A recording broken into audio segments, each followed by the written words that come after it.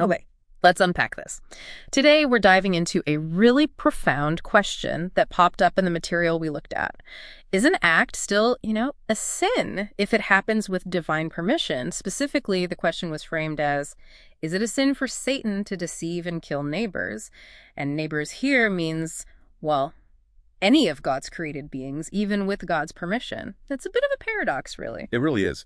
And this deep dive, we're going to navigate the core arguments, the counter-arguments, basically give you a shortcut to understanding this, well, pretty complex theological tangle. Yeah, should be interesting. Prepare for maybe some moments, hopefully. Okay, so let's jump right in. Argument number one. The sources we explored, they seem pretty strong on this point. They assert, it's unequivocally a sin. Right. God's permission, they say, it just doesn't erase the sin itself. There's a commandment, right? Right. And deceiving someone to kill them, whether that's Adam or later on witnesses or even the son, that's a clear violation. And what's really fascinating there is how the sources frame it.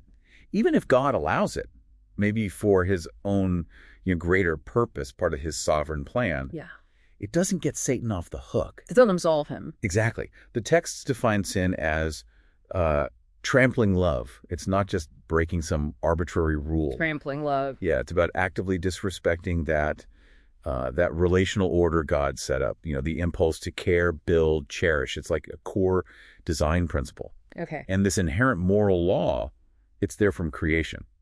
So Satan's culpable whether he acknowledges the written commandments or not.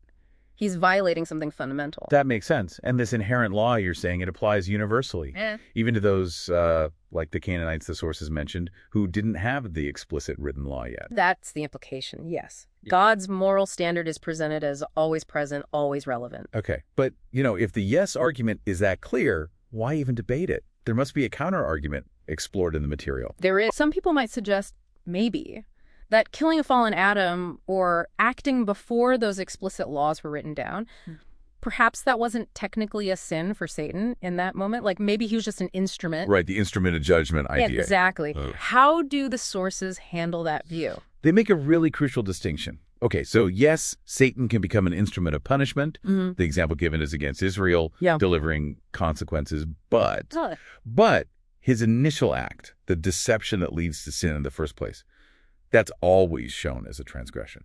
Always. Oh, okay. So deceiving Adam, right? Even if God used the outcome to reveal hidden sin, maybe bring about repentance eventually, Satan is still guilty for the deception itself, the act.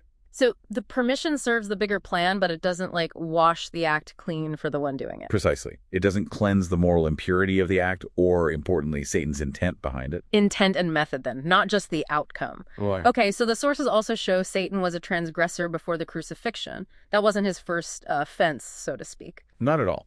The crucifixion is presented more as the ultimate proof, the undeniable evidence of his ongoing lawlessness. It confirms the truth and the validity of the commandments he was breaking. It proved the commandments were true. Exactly.